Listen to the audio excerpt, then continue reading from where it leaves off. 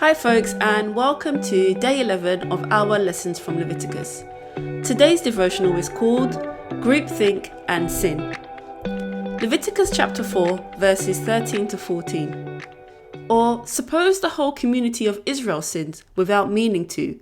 They do something the Lord commands us not to do. Suppose they realize their guilt, and suppose their sin becomes known. Then they must bring a young bull as a sin offering. They must offer it in front of the tent of meeting. In modern Christianity, we often speak of our individual sin and need to seek God for both forgiveness and grace. This is not to condemn us, but to prompt us to live lives that are pleasing to God and reflect His impact on our lives. However, we rarely ever speak of our community or group sins.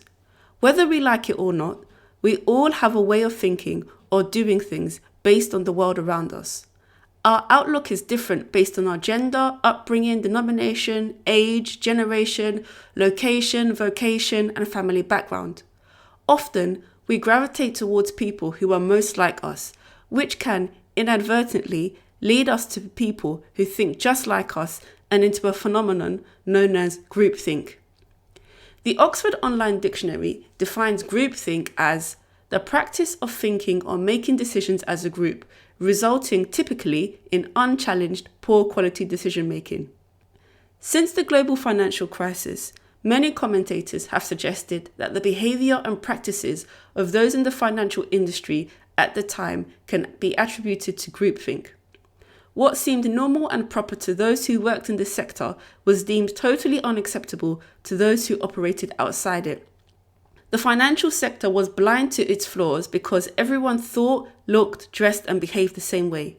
It would be naive for us not to think that just as those in the financial sector in 2008 were blinded to their collective sin, so we too are oblivious to our own sins that are caused or influenced by the groups we belong to. For every group we belong to, we must ask ourselves, does my association with this group cause me to think in a way that is contrary to the word of God?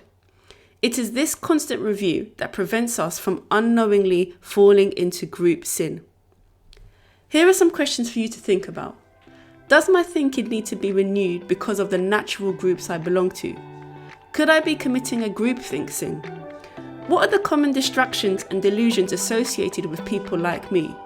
Here are some groupings to consider: my gender, denomination, age, generation, marital status, occupation, location, race, and family background.